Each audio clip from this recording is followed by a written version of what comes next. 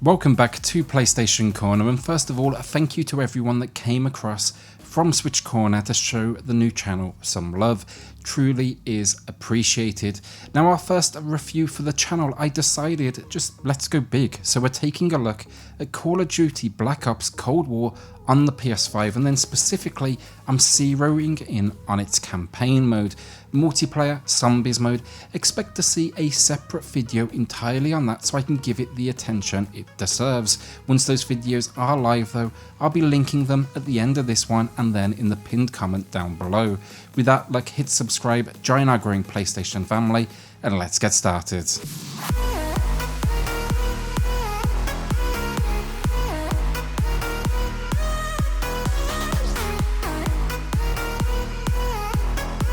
So story and the whole thing, as per the name, it's set during the Cold War in the early 1980s. You'll open the game on a mission to take down two targets. They were involved in a hostage scenario, but it's discovered there's a shadowy figure behind all of these bleak happenings by the name of Perseus.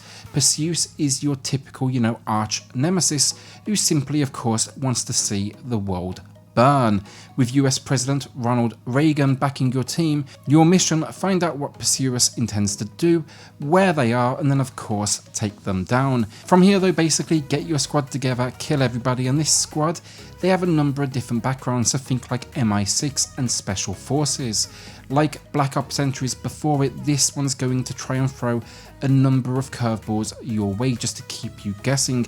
Occasionally, I will say as well, they do miss, but for the most part I was still impressed. It was a fun and over the top ride that at points is absolutely ridiculous, but you know what, it kept me locked in, and I did enjoy revisiting some characters that make appearances from past entries.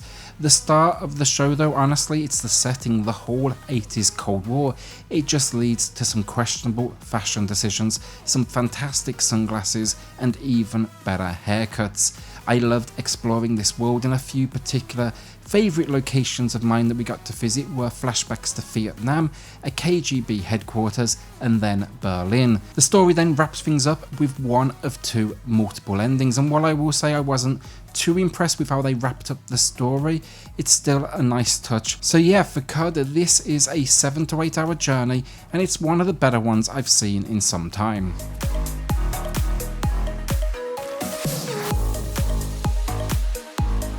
So gameplay, and I feel like we don't need too much of an introduction for this one. It's a first person shooter, and love it or hate it, I think it's fair to say king of the genre if we were to look exclusively at sales numbers. What surprised me though, immediately after the big set piece opening, the airstrip that we see in nearly every trailer, was the fact it actually gave me a few character options. I could choose my name, my skin tone, not that you really see your character too much, but then also you can choose your professional background, so think CIA, MI6, Special Forces, and this will build into your character's skill sets. I wasn't sure how many first person braking moments we would see after the trailer, that remote controlled car chasing an airplane down a runway, which is kind of typical Black Ops.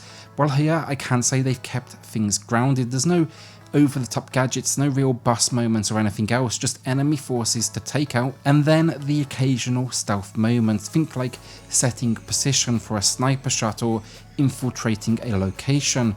Can't believe I'm going to say this, but for all its Hollywood set pieces that are completely, let's face it, removed from reality, it still knows this one when to take a down moment, when to focus on story, and when to challenge you with sneaking around your foes than simply stabbing them through the neck. The moments then where you do break from gunplay as well, enjoyable enough. The binoculars to tag your enemies, calling in the occasional airstrike, or maybe using a lockpick to access that next location. It's not challenging, but it adds a little immersion, it adds weight to what you are doing before you take down that next bad guy. Gunplay then, and this should not come as a surprise, it's as solid as ever, with a variety of difficulties at your disposal. It's not changing anything up, but simply building upon what we know from the series and then fine-tuning where it can. Expect here though, run from location to location, clear out enemies and repeat. The AI on our enemies, not the smartest in the world, but it does enough that you'll feel the pressure occasionally, while still giving you more than enough targets to take down like some sort of one-man army. Guns then, nothing really new, it's very much all built around the era it's set within, so expect like machine guns, pistols, sniper rifles. That's really about it, nothing ridiculous in here. It's a surprisingly reserved approach to the weaponry at hand for the series, but it did allow for me to build an understanding of each as I progressed, and I always knew the best moments to utilise each one of them.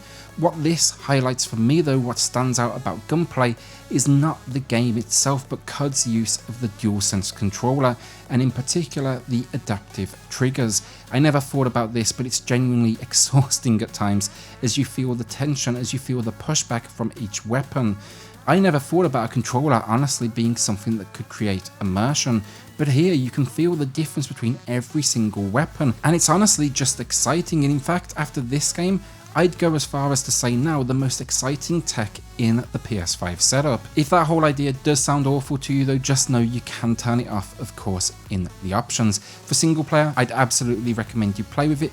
Multiplayer, I question the benefits. Cold War though, look, really impressed me in 3 areas. The stealth moments, they add tension and they work well enough. Every Call of Duty, it tries to recapture the magic of all gillied up from the first Modern Warfare, and while they're nowhere near that level of quality, they are still for sure some of the better I've seen in some time, especially the moments at KGB headquarters. Then second, in between missions, you will find yourself at a headquarters, and you can not only choose where you go next, what your next mission will be, but you can talk to your teammates. This goes a long way to not only feeling the weight of your actions, but then building a camaraderie with your team that I don't think this series is particularly known for. The beauty though, they give you choice. You don't care about this, just choose the next mission. But if you're like me, have a walk around, talk to everyone, get some more information. Finally, and I'm going to lump all this together, but the path you take to completion, completely up to you. Go one mission to the next and kind of speed through it as quickly as possible. Why not replay a mission to hunt out extra intel? Maybe you'll check out one of the optional missions too, or even why not challenge yourself to get both endings. The game, it gives you an intel board, an end goal, but how you get there, completely up to you. Overall, what we get here is the typical COD experience. Solid gunplay, waves of dumbish enemies to take out, and yeah, run and gun. Where the experience is elevated though is everything it's added on around the gunplay. So think the stealth, think the team that you can actually interact with, and think that home base. These were all nice surprises and more than welcome ones.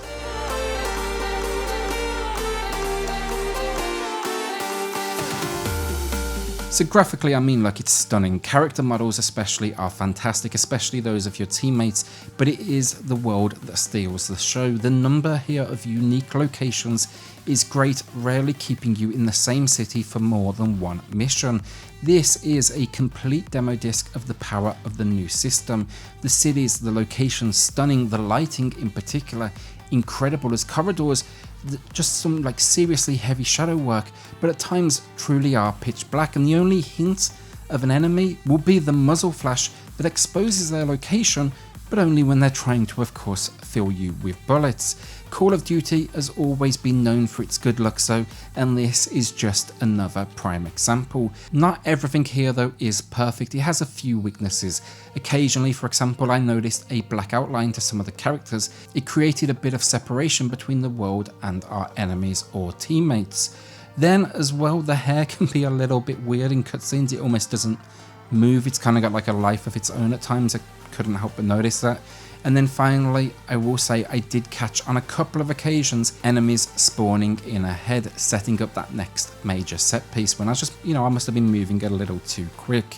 These are minor moments though, and this is a game I will happily turn on to show off the power of the PS5.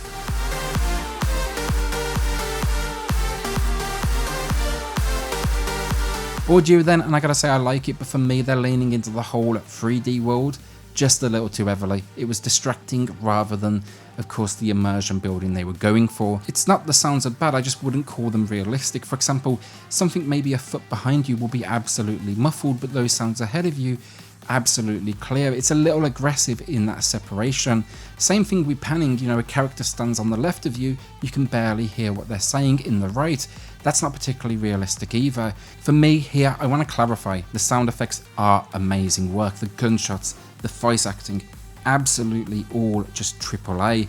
I just think they needed a bit of a softer touch here, a little more subtlety to sell the realism, rather than coming off kind of like a kid who's got a new toy and has went hard left, hard right on pretty much every bit of panning. Music then likewise really good, from the original compositions to its use of licensed music, just to really set the period. A particular favourite of mine, Steppenwolf Magic Carpet Ride. This was during a Vietnam flashback moment, and they're for sure like leaning heavily into an Apocalypse Now influence. Overall it's great audio work, it's just the handling, it's a little bit off in how aggressive they've been with some of the mixing.